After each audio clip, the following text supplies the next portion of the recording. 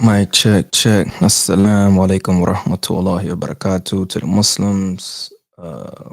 Trying to elevate. This is Between Fear and Hope. Um, Channel I'm trying to kick off. Um, I just need to be a little more consistent, but you know, inshallah I will. Inshallah.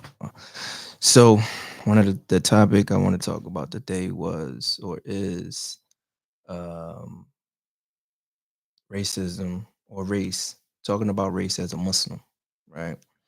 Now I didn't have time to prepare and anything like that, and I'm really just going live. I don't really have no subscribers, but I'm going live because it's just easier for me to do that with two kids and a wife. You know what I'm saying? Instead of recording it and editing it and researching and you know what I'm saying, this is something that a topic that I commonly talk about just because when you're black, you can't avoid the conversation of race. You can't avoid the systemic issues, especially in America and in European countries. Not just in European countries, it's in Muslim countries as well. Saudi Arabia, the Emirates. Her Qatar is pretty good, but you know, racism is everywhere. And when you're Muslim, it's kind of taboo to talk about because they're always like, "Oh, brother, there's no racism in Islam." And alhamdulillah, it's not supposed to be no racism in Islam. I think we should start saying that, right? Because it's racism everywhere. And that's just unfortunately the way the world is um because of how everything happened, you know, because of colonization, because of imperialism, because of you know, the system where the minority of the world wanted to control the majority of the world. We can't escape history. So, um, where do I want to start with this conversation? I want to start with Islam. Is there racism in Islam? Um, I would say in the grand scheme of the world, not really. I know there is, but in the grand scheme of the world, it's I would say is not that bad. What we see in Islam is it's not in the religion, it's in the cultures that participate in the religion, right? So we see a lot of classism and especially when you go to the Middle East, you know what I'm saying? You see a lot of like the Emirates and the Saudis, they are really like up there when they really can be uppity, you know what I'm saying? Usually they are a lot wealthier, especially with oil being you know, booming and you know, that's it just is what it is. And whenever we try to talk about it, you know, this is the you know, you get a lot of kickback. Um, so a lot of times there are a lot of Muslim sisters, and not just Muslim sisters, you know, sisters in general, that speak on their experiences when they go to other countries and especially Muslim countries. Now, a lot of Muslim countries, especially in like India, or not, they're not Muslim. India is not a Muslim country, but let's say Muslim majority countries, as well as places, you know, in the Asian diaspora, they are kind of see women as second class citizens. So a lot of times you see um, what we would call nowadays toxic masculinity, where you know daughters are not seen as being as not seen as being daughters are not seen as being desired because whatever reason. I you know it's a historical context to that as well, where you know, because of and it's still hard for a lot of places like places in India and um you know, China was there at one point, but they, you know, the economy is doing a lot better now. But you wanted boys because you wanted them to be able to help out in producing and um strengthening the family. We're no longer Islam came to get rid of that. You know, there is a lot of hadith where the Prophet sallallahu alaihi wasallam and even in the Quran where he talks about how Islam came to protect the most vulnerable. The most vulnerable in society historically were the women and the orphans. So Islam is very particular about caring for women and orphans. However, sometimes when you see people practicing Islam, which I call it, is you'll see that they don't treat women the way that they deserve to be treated. Islam should uphold women. You know, we should put them on a higher scale. We should, they are our princesses. They are our queens. They are the educators of our children. They are the nurturers of our homes. They keep the world running. You know, they don't always get the credit. They behind the scenes making everything work, and often they're not appreciated. But in the world, but Islam, one of the things I saw when I went to Saudi Arabia was had always heard, and this was like in 2014 or something like that. I had always heard that in Saudi Arabia, women can't drive and they're second class citizens. That's me being educated in America and having that perspective at an early, just being from a young age. I couldn't really shake it. Now, it was a part of me that didn't want to believe it just because I was Muslim, but I'm a type of person that goes like to be objective, and I like to go off of evidence, right? So when I went there, it was nothing like what I had learned, right? I seen how, women had drivers, they didn't really have to do nothing. They got the doors open for them. They got short stores shut down for them to shop. They have stores where only women are allowed. There a lot of times the joke in the Muslim community is that the sister side of the masjid is always ran down. Well, when you go to the restaurants and you go to the stores in Saudi Arabia, it's the opposite. You know what I'm saying? Like, I don't know about the masjids. I don't know how the sisters side look, but like the stores literally are only for the women. They get, they get offered tea when they come in through the door. I mean, we got offered tea as well, but they get a first seat experience. You know what I'm saying? And like I said, it's some stores where you only could come in as a woman or you only could come in as a family. And alhamdulillah, you know what I'm saying? Like all of the things that I had learned or heard about, Saudi Arabia oppressing women was just, what I mean, was not true from what I could see. You know what I'm saying? So that's when it comes to being black, it's kind of like that, right? You like women don't choose to be women, and we didn't choose to be oppressed. You know what I'm saying? Like if I had a choice, I would choose to be black because I love being black. So that's why I had to change it up to say we didn't choose to be oppressed, because although we don't choose our skin, there's nothing wrong with our skin. It's something wrong with the world. So I didn't want to word it that way. The world is messed up in a way um where the infrastructure abuses black people the most. And it's not a oppression Olympics, but I would say that I understand when women feel like they are, oppressed in certain environments, right? And that's why I think black women and black people in general are always on the front lines of every social justice movement, is because we can identify with the struggle. And I was having this conversation with my wife because one of her friends, a Pakistani friend, asked her for the information for our therapist, our marriage therapist, and we sought out our particular therapist because she was black and she was a Muslim, right? So she was kind of hesitant to, give them the number. I mean, not hesitant. She was going to give it to him, but she had a disclaimer. She was like, well, we sought them out for certain reasons, and I don't know if, blah, blah, blah, blah. She told her, and she was like, no, I'm fine with that, right?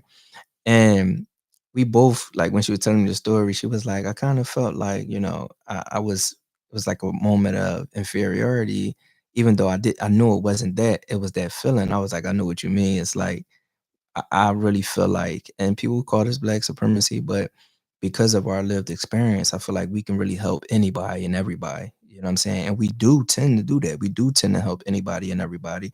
And while some people might prefer to have a therapist that can have their shared lived experience like we did, I think that a lot of the issues that we deal with in the world builds us in a way that allows for us to see anybody and everybody's perspective. You know what I'm saying? Especially if you're humble. And I think that Muslim women are the most humble. You know what I'm saying? Like they have our children and they face death, and they face death with a smile because they know that if they do, you know, succumb to childbirth, that they go straight to Jannah. No questions asked, right? Alhamdulillah, they die as martyrs, um, and they do that not once, twice. Sometimes, especially in the Muslim community, we tend to have a lot of kids. You have some, people that have big families. Like 10, 13 siblings. You know what I mean? Alhamdulillah, I always wanted that, but my wife don't want that. But make dua for me, inshallah. Allah bless me with a huge family. You know what I'm saying? And one of the things, so that was one of the main things I think about, like, us. I think we have the potential to be so beneficial to these structures that tend to oppress us, uh but a lot of times there is that sense of inferiority that people place on us, right? And I posted a video on my page, and it was just talking about, it was actually uh, James Baldwin, and he was just talking about how, you know, um, dang, I just had a brain fart, but it'll come back to me, inshallah. But yeah, man, we dope, but a lot of times people just don't want to give us the bat. They don't want to give us the ball. You know what I mean? They don't want to give us the ball out of fear, and especially in America, out of fear that we going to go ham. It's like you have a superstar in the game that nobody's passing it to them because they mad. A lot of times you see sports movies like that, like Any Given Sunday. Um, it's just a basketball one that I could think of too, but that I'm thinking of in my mind, can't remember the name of it. But you mad at that player, so you don't want to pass on the ball. But then y'all reconcile when the game on the line. When you give them the ball, man, they turn up, they win the game for you. And I feel like that's black people in America. You know what I'm saying? Like whenever we get the ball, we turn up, we win for everybody. But everybody don't want to play for us. They don't want to play with us. They don't want to play for us. So we got to play for ourselves. And as Muslims, a lot of times people see that as being, black supremacy, whatever they say, black nationalism. You got people that want to speak out against imams for speaking on issues that specifically affect our community, but they don't want to do it in our defense. You know what I'm saying? You had the Somali imam who said that, black people come from zina, like as if that none of our, like as if we, are these just a generation of, or not even just a generation of people of zina who are all reverts who converted to Islam and don't have fathers, and we just bastards. You know what I'm saying? Nobody stick up for us. As soon as a black man stick up for us, then he get called a black nationalist for the not even the first time. And we got to get away from that, man. We really got to get away from that. And I talked about that on this channel before, where every time a people was oppressed, nationalism is what brought them out of that situation. And the prime example of that is the Algerian movement, where the French came and they oppressed the Algerians for centuries, and it was the nationalistic movement that got them out of there. What's up? I asked mommy, can I go out? She said yes, but I asked you now. No, I'm doing something, baby. So go ahead, back down. I can be quiet. No, just go back down. Thanks. Um, so yeah, that's just the world for us, and it's and it sucks, and we are not going to stop talking about it. And when we talk about it, that doesn't make us less Muslim. You know what I'm saying? That makes us more Muslim, because Allah said that that you fight against oppression, even if it's against yourself, right? And that if you see injustice in the world, that you change it, and that you change it with your hands. If you can't change it with your hands, then you change it with your words. If you can't change it with your words, then you hate it in your heart, and that's the weakest of man, right? Um, to hate something in your heart is the weakest of man. So you can hate racism in your heart all day. That doesn't help black people. That doesn't help women. That doesn't help the people who are oppressed, the Palestinians. That doesn't help the people in the Congo. That doesn't help the people in Sudan. That doesn't help Ethiopians who are being oppressed by the Chinese. Like none of that happens. None of that helps. That doesn't help the Uyghurs in China who are being oppressed. You know what I'm saying? That didn't help the Algerians when they were being oppressed, you know? That doesn't help any colonial state, doesn't help any people that are oppressed by colonialism, you know what I mean? And Palestine is what really got me thinking about this because I feel like because of the situation that the Palestinians are facing with the colonial the this basically neo-colonialism where the Israeli government is basically forcing them to live under the apartheid system and has now taken the opportunity of a conflict that they have been having since they've been an occupying force to now carry out an assault against everybody in Gaza, and and it's not restricted to Gaza. I posted maybe a day before or 2 days before the situation happened in Israel, in Palestine, I mean, sorry, where the IDF was oppressing people in the West Bank, where they have been increasing the number of settlements drastically, and you have Muslim women just minding their business, and these soldiers are just bullies, man. A lot of them are young. A lot of them you had in Israel, it's a compulsive, you have to serve in the military when you graduate high school. So a lot of these soldiers, and I think I think the men have to serve 3 years and the women have to serve 2 years. So a lot of these people, they're indoctrinated from a child to think that the Arabs are against them, and they turn 17 and they go into the military. So you have 17, 18, and 19-year-olds who are in charge of people's lives, and they are very impulsive.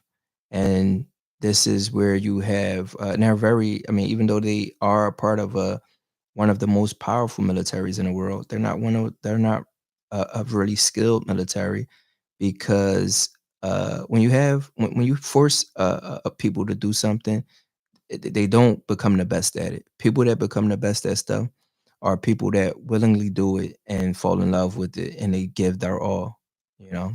So when you put these people into a situation, you've told them that the Arabs are against them for the first, you know, 12 years of schooling, and they are going into this with a sense of fear. So they have a bravado that they put on in order to make it through each day. They have tactics that they use to dehumanize them so that they can feel the sense of power. But at the end of the day, you see a lot of them don't agree with it, and it torments them. And a lot of these soldiers are going to definitely be living with PTSD for the rest of their lives because it's not good to be on a losing team, right? And you might see Israel as winning right now, but when you when you look in the grand scheme of things, even if you being from the streets, I never one of the things that and being a Muslim, one of the things that I always had at the forefront of my mind is the fear that either somebody would unalive me or I would have to unalive somebody, especially as a child. You know what I'm saying? Somebody's child, somebody's son, somebody's nephew, somebody, and and and a lot of times people don't really think about that in the beginning, but they forced to think about it afterwards. And a good example of that is in Baby Boy, the movie Baby Boy. If you've seen it, I don't know if you've seen it or not, but I won't recommend it because I watched it when I was, really not knowledgeable about Islam, and it's some scenes in there that's not for Muslim eyes. But he was in a situation where it was like, life, kind of life or death. It's kind of a situation that a lot of young black inner city men find themselves in, and he had to, put in some work, and it was traumatic for him. You know what I'm saying? And a lot of people don't see that, but when you look into our community and you see the trauma, a lot of times is the living environments, but it's also the numbness from being in a situation where I think it's changing now, but being in a situation where you're kind of forced to live this lifestyle of a soldier, pretty much. You know what I'm saying? I mean, a lot of soldiers come home from these wars and they're never the same. It's not going to be no different for the IDF.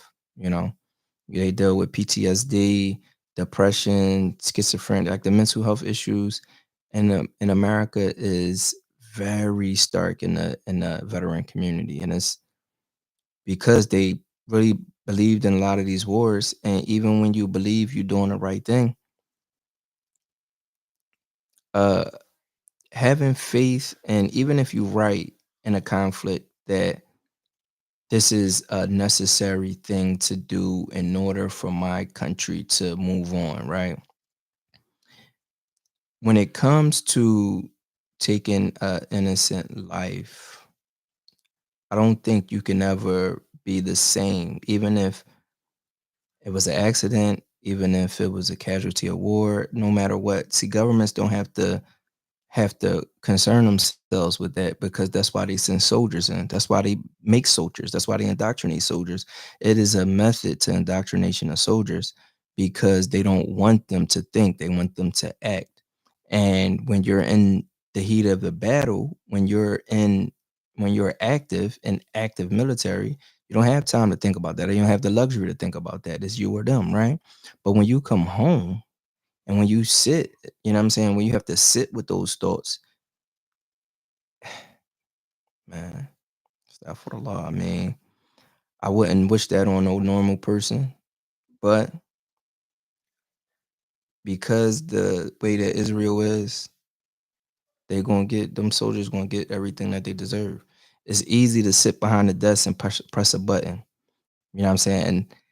And the rumor is that the reason that they attacked the people at the aid camp, that were there to get food and get aid from the trucks, was because they had lost a battle. They had lost a battle, um, and it's crazy. You know what I'm saying? Like, I've not heard somebody else say this. Like, you got quote unquote trained soldiers losing to civilians running around in Adidas track suits. That is a very humiliating thing, right? So, in that humility, you find that a lot of these soldiers, they wanted payback, so they took their payback out on innocent civilians, and that's what cowards do. And the thing about being a coward is, you may feel big in the moment, but it's only until you have to face consequences that you realize how small you really are. And a lot of them are going to realize this, right? A lot of people are going to be brought up on crimes against humanity, internet breaking. They're gonna be caught up on, breaking international law, war crimes, all of the above. And I hope that I don't even want to say that, man, but you know, Allahu Akbar, Subhanallah. It just is what it is. And the sad thing, getting back onto the race topic, is that, so when it comes to Judaism, a lot of people automatically think of the typical European Jew, right? And Kanye got canceled, and the other basketball player, I forget his name at the time, he got canceled for just stating the simple facts that the Europeans weren't in Africa. when Moses during the time of Moses, right? So uh they're not yada yada yada, right? So when it comes to that, you have tribes that are in Ethiopia and another one in, I believe, Uganda, which was one of the places that the Jewish people were offered when they were after the Holocaust. They were offered, South America, a place in South America. I think they was offered Uganda, um, and a few other places that I can't remember recall right now. I think to go back to Spain. Um, and they, of course, they chose Palestine because they have these grandiose dreams of rebuilding the temple and kind of forcing on the prophecy, right? Oh, this is part of the prophecy. We need to be here. So they chose Palestine, of course, but a lot of these people, which is very really part of the problem, is an American or European can be born to European parents who were converts. They can go to Israel, get free land, free healthcare, free a stipend, free health, free school, all of these different things. And the people that are native to that land are being pushed out into the desert with the intentions of um, pushing them into other Arab countries, right? They got more rights. The Europeans got more rights than the natives, right? And this is the same old story that we've been seeing since the beginning of colonialism, right? Um, and I'm kind of getting off. Now we get called racist for just bringing up the facts, and this is part of the indoctrination, but also part of the tools of colonialism, where you make it illegal to criticize a certain group, and therefore that group goes from being a quote unquote press group to being a minority with power, and they are then allowed to do things to oppress other people, like we see in Palestine, like we see with affirmative action, where a majority of, well, not majority, a significant portion of people who were benefiting from affirmative action were white women, um, and things of that nature. You know what I'm saying? So going back to the topic, in America in specifically, we don't have the luxury of, just like the Palestinians, they don't have the luxury of not speaking about race, because there is a clear division based off of race. These white people who call themselves Jews and these Palestinians who they consider are just, Arabs, they uh have stark places where they can and cannot go. This is Palestinian only, and just like we had white only. So if they, in the name of Islam, um shed their Palestinian identity and just say, "Oh, I'm a Muslim first. I'm a Muslim first, not a Palestinian," then they then become detrimental to their cause and to their freedom and to their struggle. And the same thing is true for black people.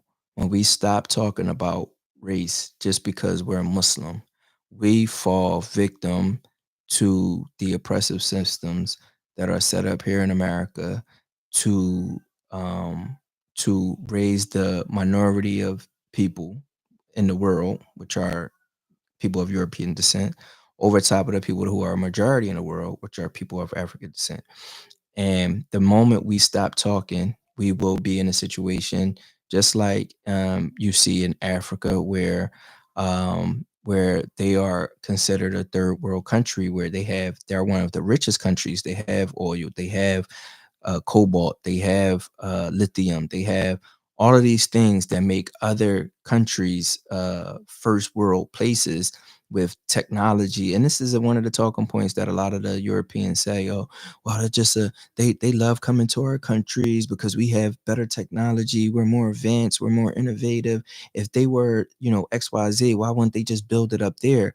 Not looking at the fact that they are put in these situations systematically in order to keep them quiet while the Europeans siphon out all of the riches and the resources. You know what I'm saying? They're constantly being destable. Look at what they did to Gaddafi, right? You go in there, you stage a coup. This is the oldest trick in the book. You stage a coup, and then you put the two factions at war, and while they're busy fighting a war, you know, a war, you need weapons, you need money. Oh, okay, we'll take that off your hands for this price. You know what I'm saying? If you are a rebel group, you don't have no other means to the market. So you take that money, you take those weapons, and you continue your war because now they done convinced you that if you don't get power, then your country is going to be in a worse place. They done convinced both sides that if you don't get power, your country is going to, be the worst it's ever been.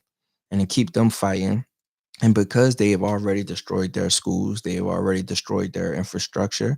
I mean, look at what France did when they got kicked out. They tried to destroy, and they did to a certain extent, destroy their sewage system, destroy the roads, destroy the plumbing. Destroy the electrical infrastructure. And these are the things that colonial powers tend to do to destabilize regions. And I think that was the main points that I wanted to make. I kind of went off on a tangent, but to the Muslims, assalamu alaikum wa rahmatullahi wa barakatuh. Let me know what you think in the comments. um, I'm going to try to be more consistent. If this is the type of content that you into, please subscribe.